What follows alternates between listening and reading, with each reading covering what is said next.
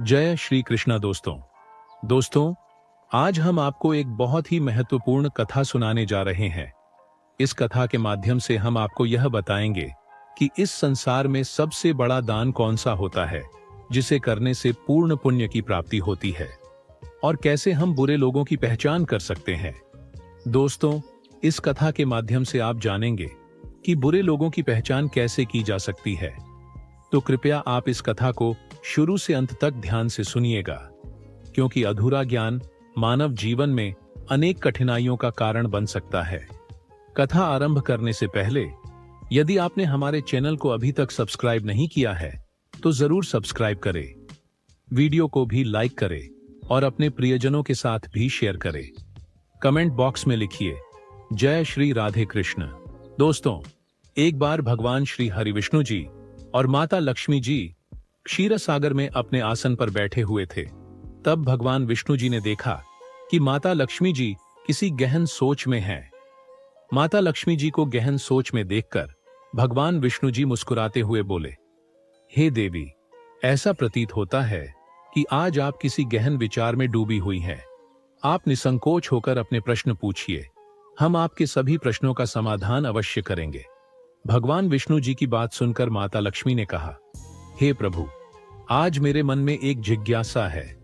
मैं यह जानना चाहती हूं कि इस दुनिया में सबसे बड़ा दान कौन सा है, जिससे पूर्ण पुण्य की प्राप्ति होती है, और बुरे लोगों की पहचान कैसे की जा सकती है। मनुष्य उन लोगों को कैसे पहचान सकते हैं। तब भगवान विष्णु जी ने माता लक्ष्मी जी से कहा, हे देवी, आपने सचमुच मानव जाति के कल्याण हेतु अति महत्वपूर्ण प्रश्न पूछे हैं। यह प्रश्न मनुष्य के जीवन में अत्यंत मूल्यवान है। इसलिए मैं आपको आपके इन प्रश्नों के उत्तर एक महत्वपूर्ण कथा के माध्यम से दूंगा। लेकिन आपको इस कथा को शुरू से लेकर अंत तक ध्यानपूर्वक सुनना होगा। तब माता लक्ष्मी जी ने उत्तर दिया, हे प्रभु, मैं आपको वचन देती हूं कि इस कथा को मैं पूरी श्रद्धा से सुनूंगी और इस कथा का प्रचार समस्त देवलोक में करूंगी। दोस्तों, भगवान श्री हरि विष्णु जी देवी लक्ष्मी से कहते हैं, हे देवी, एक समय की बात है। किसी नगर में एक राजा राज्य करता था। वह राजा बहुत ही बलशाली, वीर और अत्यंत ही बुद्धिमान था। इसके साथ ही वह धर्मपरायण और दयालु भी था। उस राजा की रानी भी संस्कारी और अत्यंत धार्मिक स्वभाव की थी। दोनों पति पत्नी भगवान भोलेनाथ के परम भक्त थे। वे दोनों प्रतिदिन शिव जी के मंदिर में जाकर उनकी पूजा अर्चना किया करते थे। यह उनका प्रतिदिन का नियम था। वह राजा अपने राज्य को धर्मपूर्वक चला रहा था। उसके राज्य में कोई भी व्यक्ति दुखी नहीं रहता था, बल्कि सारी प्रजा सुख और वैभव से संपन्न रहती थी। इसलिए पूरे नगर में हर तरफ खुशियां ही खुशियां बिखरी रहती थीं। वहां के जानवर भी एक दूसरे को कोई हानि नहीं पहुंचाते थे। यहां तक कि एक ही नदी में शेर और बकरी शांतिपूर्वक पानी पीते थे। ऐसे ही दिन बीत रहे थे। राजा की उम्र ढलती जा रही थी और उनके विवाह को भी कई वर्ष बीत चुके थे। लेकिन उस राजा को कोई संतान नहीं थी। हालांकि राजा इस बात को लेकर अधिक चिंता नहीं करते थे। वह निश्चिंत होकर अपनी प्रजा के सुख दुख का ध्यान रखते और प्रजा भी उसे अत्यधिक प्रेम और सम्मान देती थी। एक दिन की बात है, वह राजा हर रोज की तरह अपनी पत्नी के साथ भगवान शिव जी के मंदिर की ओर जा रहे थे। तभी अचानक उसने देखा कि सामने वाले घर में एक स्त्री झाड़ू लगा रही है। राजा और रानी जब उस स्त्री के घर के पास से गुजरे तो वह स्त्री उन्हें देखते ही अपना चेहरा फेरकर तेजी से घर के अंदर चली गई। उस स्त्री का ऐसा व्यवहार देखकर राजा और रानी को बिल्कुल भी अच्छा नहीं लगा। राजा उस समय अपनी रानी के साथ भगवान भोलेनाथ की पूजा करने के लिए मंदिर जा रहा था। इसलिए उसने उस स्त्री से कुछ नहीं कहा और सीधे मंदिर पहुंचकर भगवान शिव जी की पूजा अर्चना की। पूजा के बाद राजा अपनी रानी के साथ वापस महल लौट आया। लेकिन महल पहुंचने के बाद राजा ने अपने एक सैनिक को बुलाया और उसे आदेश दिया कि तुम जाओ और नगर के बाहरी क्षेत्र में रहने वाली उस स्त्री को अपने साथ महल ले आओ। ध्यान रखना, तुम उसे कुछ भी मत बताना कि क्यों बुलाया गया है। बस उसे तुम हमारे पास ले आओ। भगवान विष्णु जी कथा सुनाते हुए आगे कहते हैं, हे देवी, राजा का आदेश पाते ही वह सैनिक तुरंत ही उस महिला के घर पहुंचता है। उस समय महिला का पति भी घर पर नहीं था। फिर वह सैनिक उस स्त्री के घर के दरवाजे को खटखटाने लगता है और कुछ देर बाद वह महिला अपने घर का दरवाजा खोलती है। सामने राजा का सैनिक खड़ा देखकर वह महिला हैरान होती है और पूछती है, क्या हुआ? आप मेरे घर पर क्यों आए हैं? उस महिला की बात सुनकर राजा का वह सैनिक उससे कहता है, चलो मेरे साथ, महाराज ने तुम्हें राजमहल में बुलाया है, उन्हें आपसे कुछ बात पूछनी है। यह सुनकर वह महिला अपने मन में सोचती है, आखिर महाराज का आदेश है, इसे ठुकराया तो नहीं जा सकता, मुझे राज दरबार में जाना ही होगा। उसके बाद वह सैनिक उस स्त्री को अपने साथ लेकर राजमहल पहुंच गया। महल में पहुंचकर वह महिला राजा को प्रणाम करती है और कहती है, हे महाराज, आपने मुझे अचानक यहां राजमहल में क्यों बुलाया है? क्या मुझसे कोई गलती हो गई है? उस स्त्री की बात सुनकर राजा कहता है, तुम मुझे एक बात बताओ, आज सुबह जब मैं और मेरी पत्नी भगवान शिव जी के मंदिर जा रहे थे तो तुमने मुझे देखकर अपना मुंह फेर लिया और मुझे आते हुए देखकर तुम दौड़ते हुए अपने घर में चली गई। तुमने मुझे देखकर ऐसा दुर्व्यवहार क्यों किया? तब वह महिला निर्भीकता से राजा से कहती है, हे महाराज, आप भले ही मुझे मृत्युदंड दे दें तो भी मुझे कोई ऐतराज नहीं, परंतु मैं सच ही कहूंगी। आपके महल में बड़े बड़े विद्वान हैं, पंडित हैं। अगर मैं गलत बात बोलूं तो आप उनसे पूछ सकते हैं कि हमारे नगर में यह मान्यता है कि जो सुबह सुबह आपका चेहरा देख लेता है तो उस व्यक्ति का पूरा दिन खराब हो जाता है। क्योंकि आप संतानहीन हैं, अभी तक आपको संतान की प्राप्ति नहीं हुई है, इसी कारण मैंने आपका मुंह देखकर अपना मुंह फेर लिया था और अपने घर के अंदर चली गई थी। उस महिला की ऐसी बात सुनकर राजा आश्चर्य में पड़ जाता है। वह अपने मन में सोचता है कि यह महिला तो बिल्कुल सत्य कह रही है। यदि किसी नगर के राजा को संतान नहीं हो तो यह उसकी प्रजा के लिए बिल्कुल भी शुभ नहीं माना जाता। उसके बाद राजा उस महिला को वापस अपने घर जाने की अनुमति देता है। फिर राजा अपने मन में यह विचार करने लगता है कि अब मुझे भगवान शिव जी के मंदिर में जाकर संतान प्राप्ति के लिए यज्ञ करना चाहिए। ऐसा सोचकर वह राजा अपने कक्ष में लौटकर रानी से कहता है, हे प्रिय, हमारे नगर के लोग हमारे चेहरे को देखना भी पसंद नहीं करते हैं, क्योंकि हमारे पास अभी तक कोई संतान नहीं है। इसलिए हमें भगवान शिव जी के मंदिर में जाकर संतान प्राप्ति का यज्ञ करना चाहिए। हम भगवान भोलेनाथ के मंदिर में चलते हैं और भगवान शिव से प्रार्थना करते हैं कि वे हमें पुत्र प्रदान करें। राजा की बात सुनकर रानी भी उसकी बात मान लेती है। फिर राजा और रानी दोनों भगवान शिव जी के मंदिर पहुंचते हैं और भगवान शिव जी की पूजा करके संतान प्राप्ति के लिए यज्ञ का आयोजन करते हैं। भगवान विष्णु जी कथा सुनाते हुए आगे कहते हैं, हे देवी, पुत्र प्राप्ति के लिए राजा और रानी ने यज्ञ का आयोजन किया, लेकिन यज्ञ संपन्न होने के बाद भी उन्हें संतान की प्राप्ति नहीं हुई। यज्ञ के निष्फल होने से राजा अत्यंत निराश हो गया। यज्ञ का आयोजन करने वाले पंडित जी भी सोच में पड़ गए। पंडित जी ने मन ही मन सोचा, अब तक जितने भी यज्ञ मैंने किए हैं उनमें से कोई भी यज्ञ आज तक विफल नहीं हुआ है। इसका अर्थ यह है कि शायद इस राजा के भाग्य में ही खोट है और ऐसा प्रतीत होता है कि ईश्वर ने इस राजा के भाग्य में संतान का योग नहीं लिखा है। इसलिए संतान प्राप्ति का यज्ञ करने के बाद भी उसे संतान की प्राप्ति नहीं हुई। राजा हर संभव प्रयास करके थक चुका था और अब वह गहरे निराशा में डूबा रहता था। वह दिन रात संतान की कमी के बारे में सोचता और चिंता में खोया रहता था। एक दिन सिंहासन पर बैठे बैठे राजा को अचानक एक बात याद आती है कि दूसरे नगर के वन में एक महात्मा जी निवास करते हैं जिनकी ख्याति दूर दूर तक फैली है। राजा के मन में विचार आता है कि शायद उन महात्मा के पास मेरे इस कष्ट का कोई समाधान हो। अगर मैं उनके पास जाऊं तो संभवतः वे मुझे पुत्र प्राप्ति का कोई उपाय बता सकें। मुझे उनके पास जाना चाहिए। अपने मन में यह निर्णय लेकर राजा तुरंत अपनी रानी के पास जाता है और उससे कहता है, हे प्रिय, दूसरे नगर के वन में एक महान तपस्वी और ज्ञानी महात्मा जी रहते हैं। मुझे लगता है कि हमें उनके पास जाना चाहिए। हो सकता है कि वे हमें पुत्र प्राप्ति का कोई मार्ग सुझा दें। फिर रानी भी राजा की इस बात से सहमत हो गई। रानी ने कहा, हे स्वामी, आपकी बात बिल्कुल सही है, हमें महात्मा जी से अवश्य मिलना चाहिए। रानी की सहमति पाकर राजा और रानी दोनों ने एक रथ में बैठकर महात्मा जी के दर्शन के लिए दूसरे वन की ओर प्रस्थान किया। कुछ समय के बाद वे दोनों वन में पहुंच गए। रथ से उतरकर राजा और रानी दोनों जंगल के भीतर जाने लगे। ऊंचे नीचे रास्तों से गुजरते हुए वे महात्मा के आश्रम की ओर बढ़ने लगे। भगवान विष्णु जी कथा सुनाते हुए आगे कहते हैं, हे देवी। फिर राजा और रानी वन के भीतर महात्मा जी की कुटिया के पास पहुंच जाते हैं। वहां वे देखते हैं कि महात्मा जी एक विशाल वृक्ष के नीचे ध्यानमग्न होकर साधना में लीन है। यह दृश्य देखकर राजा और रानी कुछ देर तक खामोशी से खड़े रह जाते हैं ताकि महात्मा जी की साधना में कोई विघ्न न आए। दोनों हाथ जोड़कर विनम्रता पूर्वक महात्मा जी के सामने खड़े रहते हैं। कुछ समय बाद महात्मा जी अपनी साधना से बाहर आते हैं और अपनी आंखें खोलते हैं। तब वे देखते हैं कि राजा और रानी उनके सामने अपने दोनों हाथों को जोड़कर खड़े हुए हैं।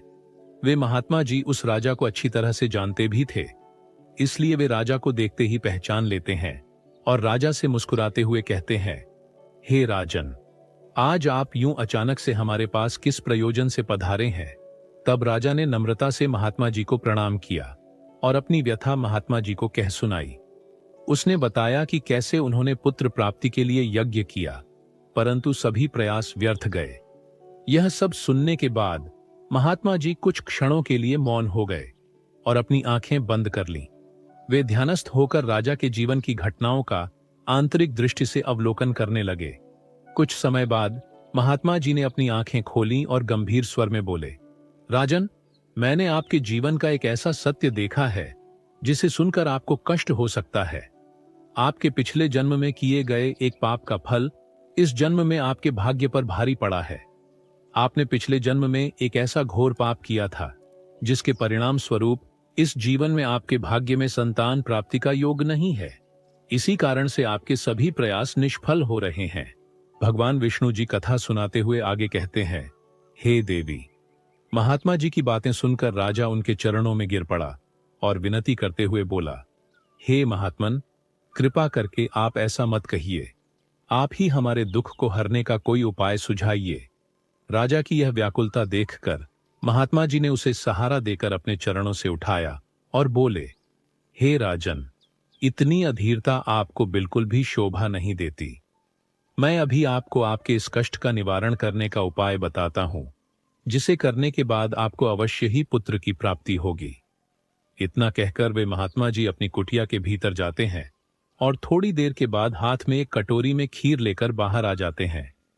उन्होंने वो खीर राजा को देते हुए कहा, राजन, महल पहुंचकर आप और रानी साहिबा दोनों ही स्नानादि के बाद इस खीर को प्रसाद के रूप में ग्रहण करें। ऐसा करने से आपको निश्चित ही पुत्र की प्राप्ति होगी।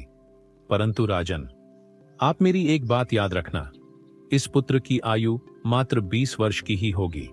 जिस दिन आपके पुत्र की आयु 20 वर्ष की होगी, उसी दिन उसकी मृत्यु हो जाएगी। महात्मा जी की इस बात को सुनकर राजा गहरी सोच में डूब गया। वह अपने मन में सोचने लगा, चलो 20 वर्ष के लिए ही सही, परंतु इस संतानहीनता का कलंक तो मिट जाएगा, हमें संतान का सुख तो मिलेगा। राजा ने मन ही मन इस बात को स्वीकार कर लिया और महात्मा जी से निवेदन किया, हे महात्मन, आपका आशीर्वाद और मार्गदर्शन स्वीकार है, कृपा करके हमें यह अवसर दे। महात्मा जी ने मुस्कुराते हुए राजा को आशीर्वाद दिया। राजा और रानी ने महात्मा जी को प्रणाम किया, उनकी चरण वंदना की और विनम्रता पूर्वक आभार व्यक्त किया। इसके बाद राजा और रानी अपने रथ में बैठकर महल की ओर लौट चले। इसके बाद महल पहुंचकर राजा और रानी स्नान आदि कर भगवान भोलेनाथ जी का प्रसाद मानते हुए श्रद्धा से उस खीर को ग्रहण करते हैं। उसके कुछ ही दिनों बाद रानी गर्भवती हो जाती है, जिससे रानी बहुत ही प्रसन्न हो जाती है। जब राजा ने यह शुभ समाचार सुना तो वह भी खुशी से झूम उठा। संतान प्राप्ति का यह सुखद समाचार सुनने के बाद राजा ने महात्मा जी के प्रति अपनी कृतज्ञता प्रकट करने का निश्चय किया। राजा अपने रथ में ढेर सारे फल, फूल, वस्त्र और अन्य भेंट सामग्रियां रखकर वन में महात्मा जी की कुटिया की ओर चल पड़ा। कुटिया के निकट पहुंचकर राजा ने अपने रथ को रोक दिया और विनम्र भाव से नीचे उतरकर महात्मा जी के पास पहुंचा। महात्मा जी ध्यान मग्न बैठे थे। राजा ने उनके पास जाकर सभी वस्त्र, फल, फूल उन्हें समर्पित किए और गहरे आदर के साथ प्रणाम करते हुए कहा, हे महात्मन, आपकी ही कृपा से हमें संतान प्राप्ति का सुख प्राप्त होने जा रहा है, इसलिए आप मेरी यह तुच्छ सी भेंट कृपा कर स्वीकार करें। महात्मा जी राजा की विनम्रता और कृतज्ञता से अत्यंत प्रसन्न हुए। उन्होंने राजा की भेंट को स्वीकार कर उसे आशीर्वाद दिया और कहा, राजन, तुम्हारी भक्ति और संकल्प ने ही तुम्हारे जीवन को फलवंत किया है। तुम्हारे हृदय में जो प्रेम और श्रद्धा है वह अनमोल है। जाओ, तुम्हारी संतान गुणवान और धर्मनिष्ठ हो। उसके बाद राजा ने महात्मा जी का आशीर्वाद पाकर उनसे विदा ली और अपने रथ में बैठकर वापस अपने महल की ओर प्रस्थान करते हैं। महल लौटकर राजा बहुत ही खुशियां मनाता है। भगवान विष्णु जी कथा सुनाते हुए आगे कहते हैं, हे देवी, ऐसे ही दिन बीत रहे थे। आखिरकार वह शुभ दिन आया जब राजा के यहाँ एक पुत्र का जन्म हुआ।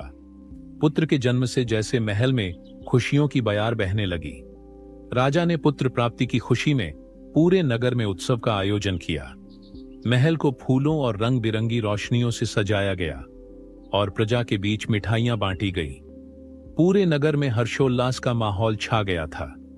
राजा ने अपने पुत्र का नाम शौर्यवीर रखा। शौर्यवीर अपने पिता के ही गुणों का प्रतीक बनते हुए बड़ा होने लगा। वह अपने पिता की तरह ही धर्मनिष्ठ, आत्मानुरागी और परमेश्वर का अनन्य भक्त था। समय के साथ उसकी बुद्धिमत्ता, शौर्य और भक्ति के गुण प्रकट होने लगे, जिससे राजा का हृदय गर्व से भर उठता। शौर्यवीर के गुणों और आचरण को देखकर सभी आश्वस्त थे कि वह एक दिन अपने पिता की तरह महान राजा बनेगा। जैसे जैसे समय बीता, राजा का हृदय गर्व और खुशी से भरता गया। संतान सुख की प्राप्ति ने उसकी सभी चिंताओं को मानो हर लिया था और वह अपने पुत्र में संपूर्ण संसार का आनंद खोजने लगा। वह राजा पुत्र के प्रति अपने स्नेह में इतना डूब गया कि वह यह महत्वपूर्ण बात भी भूल बैठा कि उसके पुत्र की आयु मात्र 20 वर्ष तक की है। भगवान विष्णु जी कथा सुनाते हुए आगे कहते हैं, हे देवी, फिर एक दिन जब उस राजा को यह बात याद आती है कि उसके पुत्र शौर्यवीर की आयु मात्र 20 वर्ष की ही है, इसलिए जब राजा के पुत्र शौर्यवीर की आयु 15 वर्ष हो जाती है, तब वह राजा दिन रात पुत्र के भविष्य को लेकर व्याकुल रहने लगा। इस बीच एक अन्य नगर में एक महापराक्रमी राजा का राज्य था। उस राजा की एकमात्र पुत्री थी, जो अपनी सुंदरता और दयालुता के लिए प्रसिद्ध थी। वह देखने में ऐसी लगती थी मानो स्वर्ग की अप्सरा स्वयं धरती पर उतर आई हो। वह बहुत ही दानी स्वभाव की थी, क्योंकि उसने अपने माता पिता से धर्म और संस्कारों की शिक्षा ली थी। इसलिए उसका हृदय करुणा और उदारता से भरा हुआ था। वह प्रतिदिन सुबह उठकर पक्षियों को दाना डालती और अपने द्वार पर आने वाले साधु संतों, भिक्षुओं को सदा ही आदर से भोजन कराती थी। कोई भी भूखा उसके द्वार से खाली हाथ नहीं लौटता था। ऐसे ही दिन बीत रहे थे। उस राजा की पुत्री भी अपने गुणों के साथ बड़ी हो रही थी। एक दिन जब शौर्यवीर के पिता को यह बात पता चली कि दूसरे नगर में एक धीर वीर और पराक्रमी राजा राज्य करता है, जिसकी पुत्री गुणों की खान है, साथ ही वह अत्यंत सुंदर भी है, तो राजा ने अपने मन में सोचा कि ऐसी धर्मात्मा और तेजस्वी कन्या के साथ अपने पुत्र शौर्यवीर का विवाह करना उचित रहेगा। मुझे इसी प्रकार की कन्या की तलाश थी, जिसके साथ मैं अपने पुत्र का विवाह कर सकूं और हमारी वंश परंपरा को बनाए रख सकूं। इस विचार के साथ ही राजा ने अपने मन में निर्णय किया कि वह उस राजा से प्रस्ताव रखेगा, जिससे वह अपने पुत्र शौर्यवीर का विवाह उस सुंदर और धार्मिक कन्या के साथ कर सके। भगवान विष्णु जी माता लक्ष्मी से कहते हैं, हे देवी। फिर शौर्यवीर के पिता ने अपने पुत्र के विवाह का प्रस्ताव संदेशवाहक के माध्यम से दूसरे नगर के राजा तक पहुंचाया। जब दूसरे नगर के राजा ने यह प्रस्ताव सुना, तो उसने अपने मन में विचार किया कि चलो, अब मुझे अपनी पुत्री का विवाह कर देना चाहिए। और मैंने सुना है कि इस राजा के पुत्र की आयु मात्र 20 वर्ष ही है। इस राजा का पुत्र बहुत ही योग्य, पराक्रमी और धर्मपरायण है। भले ही उसकी आयु का भविष्य अनिश्चित हो, इसलिए अगर उसके यहाँ कोई पुत्र पैदा हो गया तो उसका वंश आगे बढ़ता रहेगा। जिससे मेरी पुत्री भी अपनी संतान के साथ सुखी रहेगी। इन विचारों को मन में संजोए हुए उस राजा ने शौर्यवीर के विवाह प्रस्ताव को सहर्ष स्वीकार कर लिया। फिर कुछ ही दिनों के भीतर शुभ मुहूर्त में शौर्यवीर का उस राजकुमारी के साथ विवाह हो गया। वह राजकुमारी न केवल सुंदर थी, बल्कि बहुत ही दयालु स्वभाव की थी। उसने अपने बचपन से ही यह नियम अपनाया था कि जब तक वह किसी भूखे या असहाय प्राणी को भोजन नहीं करवाती, तब तक वह स्वयं भोजन ग्रहण नहीं करती। उसके माता पिता ने उसे सेवा और दान की भावना सिखाई थी और उसने उसे अपने जीवन का अटूट हिस्सा बना लिया था। विवाह के पश्चात राजकुमारी का यह नियम उसके ससुराल में भी जारी रहा। हर सुबह वह महल के द्वार पर जाकर जरूरतमंद लोगों को भोजन करवाती और अपने हाथों से उन्हें अन्न दान करती। उसकी यह दया भावना देखकर महल के सभी लोग उसका बहुत सम्मान करने लगे थे। धीरे धीरे ऐसे ही समय गुजर रहा था और हर गुजरते दिन के साथ शौर्यवीर की उम्र भी बढ़ रही थी। राजा और रानी इस बात को लेकर मन ही मन चिंतित रहते कि उनका पुत्र अब अपने जीवन के अंतिम समय की ओर बढ़ रहा है।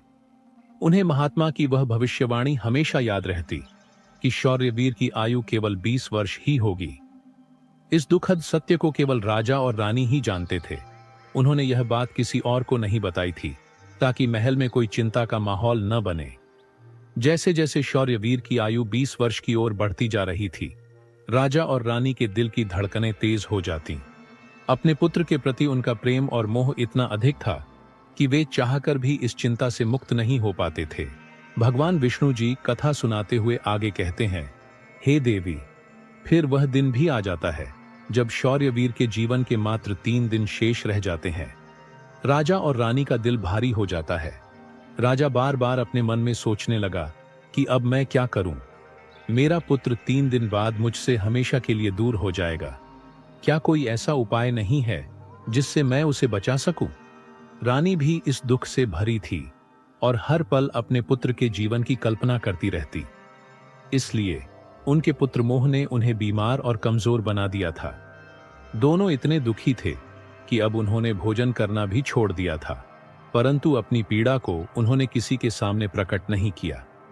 वे नहीं चाहते थे कि महल के लोग उनके पुत्र की मृत्यु की बात सुनकर दुखी हों और चिंता में पड़ जाए। फिर वह आखिरी दिन भी आ पहुंचा, जिस दिन शौर्यवीर की आयु पूरी होनी थी, उसकी मृत्यु होनी थी। फिर उस दिन जैसे ही सुबह हुई, राजा और रानी अपनी चिंता और दुख से व्याकुल होकर भगवान भोलेनाथ के मंदिर में बैठकर उनकी पूजा अर्चना में लग गए। वे दोनों भगवान भोलेनाथ से प्रार्थना करते हुए कहने लगे, हे प्रभु, आप कृपा करके हमें पुत्र की मृत्यु होने के दुख को सहन करने की शक्ति दीजिए।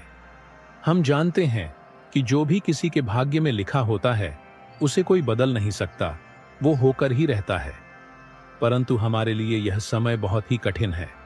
उधर राजकुमार शौर्यवीर की पत्नी अपने दैनिक धर्म कर्म के कामों में लगी हुई थी।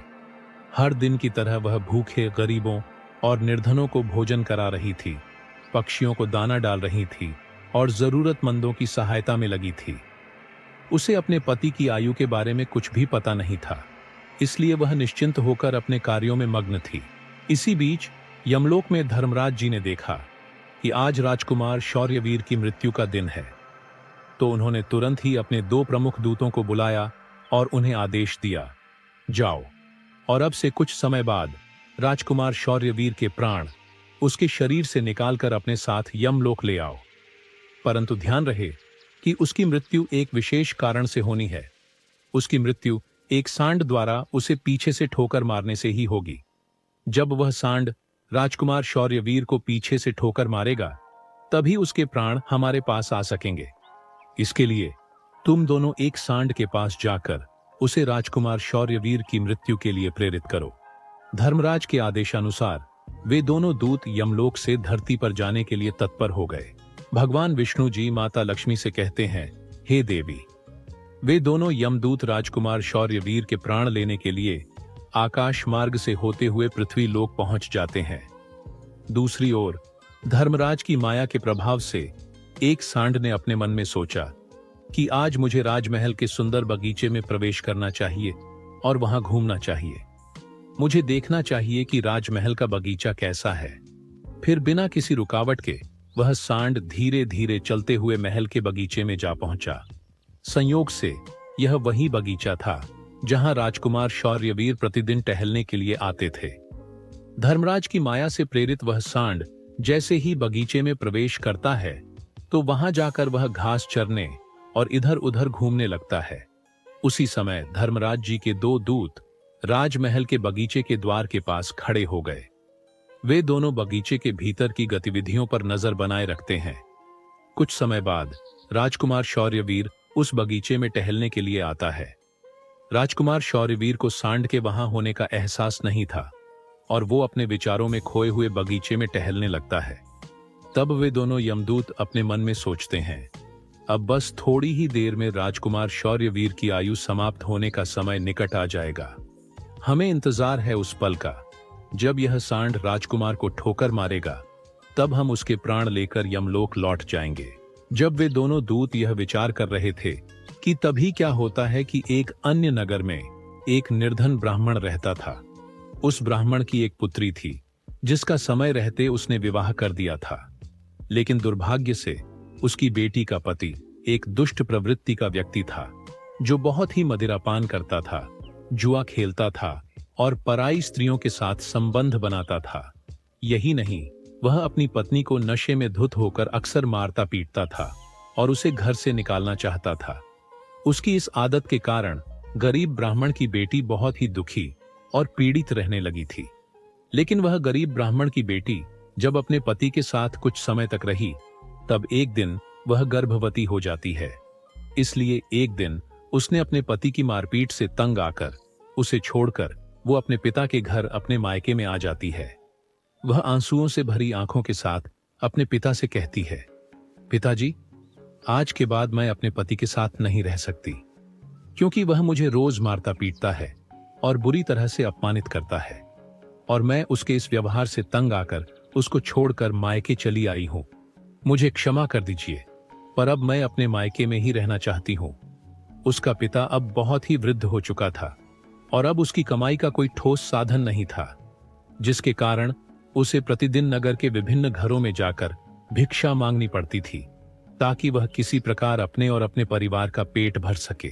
भगवान विष्णु जी कथा सुनाते हुए आगे कहते हैं, हे देवी, जब उसकी बेटी का गर्भकाल पूरा हुआ तो उसने एक सुंदर पुत्र को जन्म दिया, लेकिन जन्म देने के बाद उसे बहुत तेज भूख लगने लगी। उसे भोजन की आवश्यकता थी। प्रसव के बाद भूख कई गुना बढ़ जाती है, इसलिए वह अपने पिता से भोजन मांगने लगी। दुर्भाग्यवश उसके पिता सुबह से ही भिक्षा के लिए नगर नगर गए हुए थे, परंतु रोज रोज भिक्षा मांगने के कारण उस दिन किसी ने उसे भिक्षा नहीं दी थी।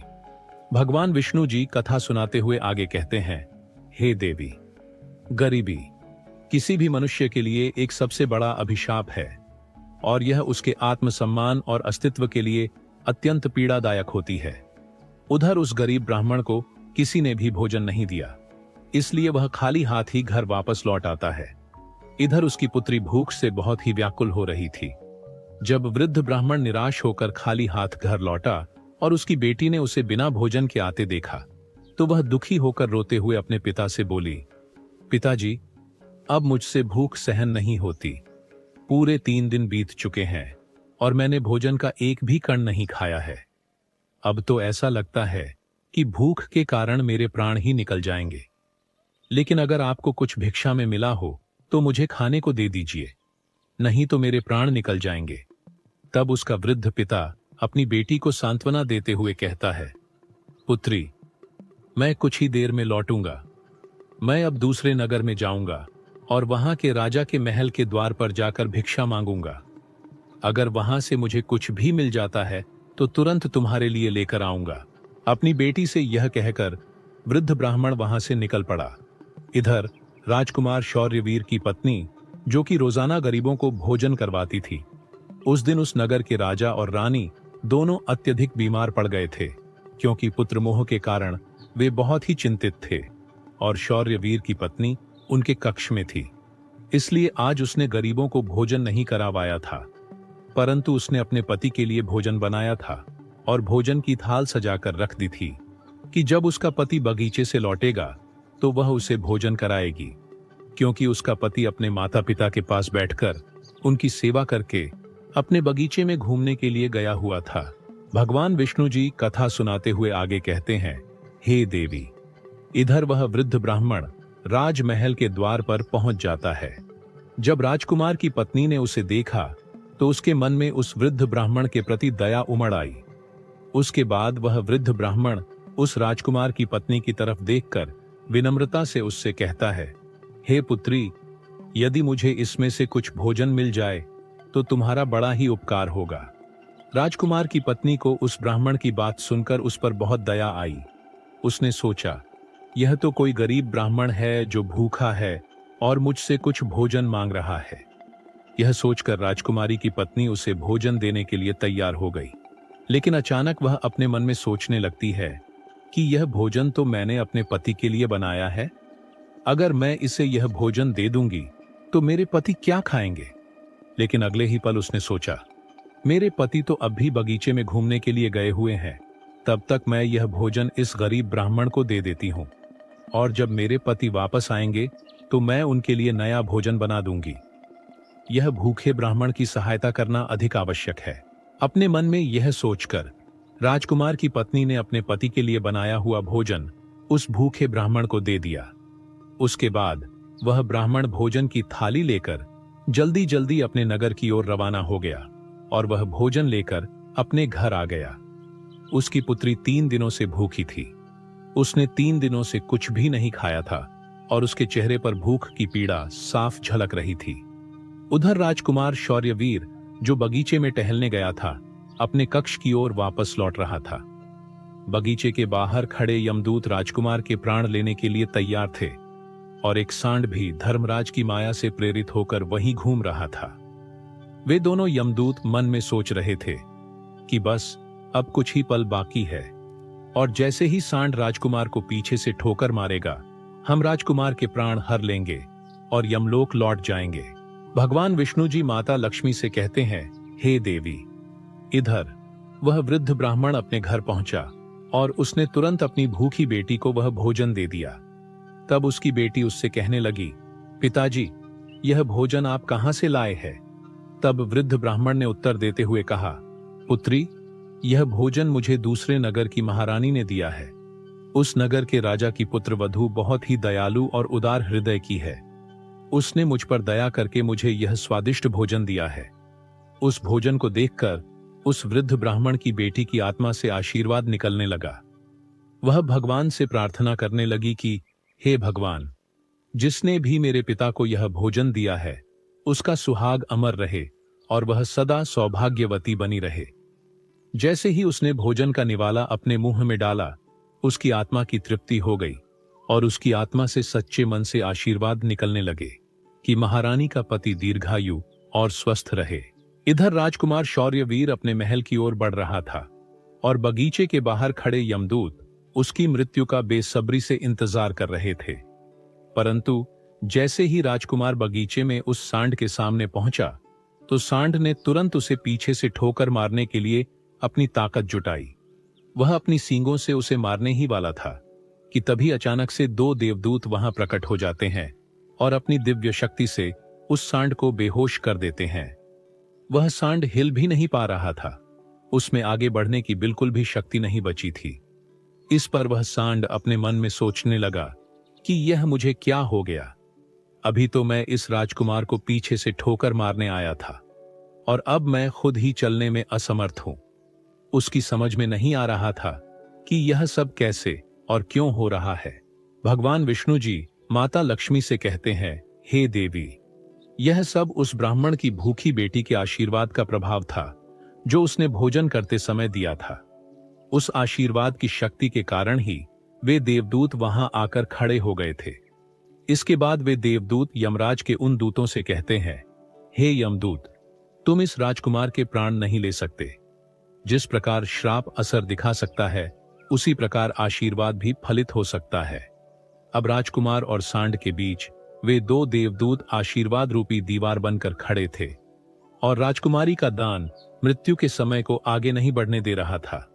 फिर वे यमदूत उन देवदूतों से कहते हैं, हे देवदूतों, तुम सभी यहां से लौट जाओ और हमें हमारा काम करने दो, क्योंकि हमारा उद्देश्य है इस राजकुमार के प्राण लेकर यमलोक लौट जाना। तब देवदूतों ने दृढ़ता से उत्तर दिया, नहीं यमदूतों, ऐसा कभी नहीं हो सकता। हमारे रहते यह असंभव है, क्योंकि हमें स्वयं भगवान शिव जी ने यहां भेजा है। दोनों पक्षों के बीच बहस छिड़ गई और फिर यह बहस धीरे धीरे एक युद्ध में बदल गई। देवदूतों की अद्वितीय शक्ति के सामने यमदूत असहाय हो गए और हार मानकर वापस यमलोक लौट गए। यमलोक में पहुंचकर यमदूतों ने यमराज जी से कहा, हे महाराज, हम उस राजकुमार के प्राण नहीं ले पाए। तब यमराज जी अपने उन दूतों से कहते हैं, यह कैसी विडंबना है, तुम लोग खाली हाथ क्यों वापस लौट आए?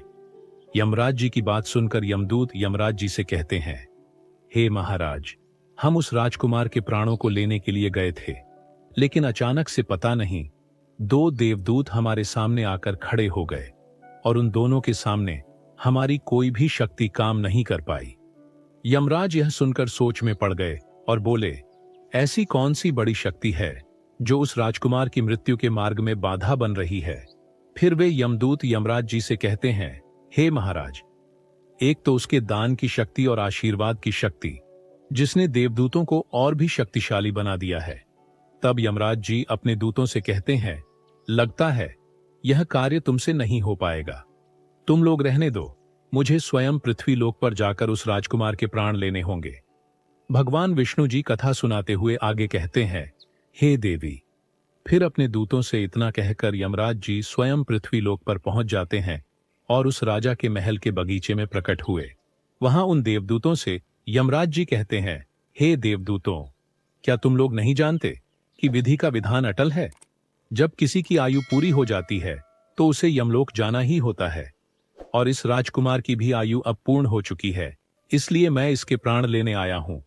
तब देवदूतों ने यमराज से कहा, हे प्रभु, आप हमें बताइए कि ब्रह्मा जी और विष्णु जी तक को भी श्राप का प्रभाव सहना पड़ा था। यदि श्राप का मान रखा जा सकता है तो क्या आशीर्वाद का मान नहीं रखा जा सकता? इस राजकुमार को भूखे को भोजन देने का आशीर्वाद प्राप्त है। उन देवदूतों की बात सुनकर यमराज जी उन देवदूतों से कहते हैं, आप लोग सत्य कह रहे हैं, परंतु अब मुझे क्या करना होगा? तब वे देवदूत यमराज जी से कहते हैं, हे प्रभु, आप इस राजकुमार की आयु 100 वर्ष कर दीजिए। इसके बाद ही आप इस राजकुमार के प्राण लेने के लिए पधार सकते हैं, और यही भगवान शिव जी का भी आदेश है।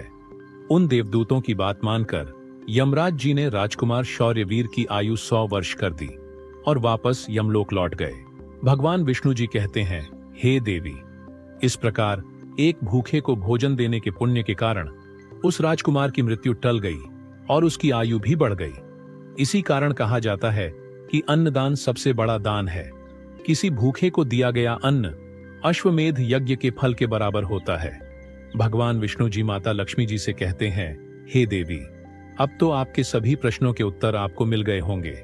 तब माता लक्ष्मी जी भगवान श्री हरि विष्णु जी से कहती हैं, हे प्रभु, आज आपने मुझे अनमोल ज्ञान प्रदान किया है और मेरे सभी प्रश्नों का समाधान भी कर दिया है, इसलिए मैं आपको विश्वास दिलाती हूं कि मैं इस कथा का विस्तार समस्त संसार में अवश्य करूंगी। तो दोस्तों, आशा है यह कथा आपको जरूर पसंद आई होगी। अगर आपको यह कथा अच्छी लगी हो तो वीडियो को लाइक और चैनल को सब्सक्राइब अवश्य करें। इस वीडियो को अपने दोस्तों के साथ भी शेयर करें। कमेंट बॉक्स में लिखिए, जय श्री राधे कृष्ण। तो मिलते हैं अगले वीडियो में। तब तक के लिए आप अपना ख्याल रखिए। धन्यवाद।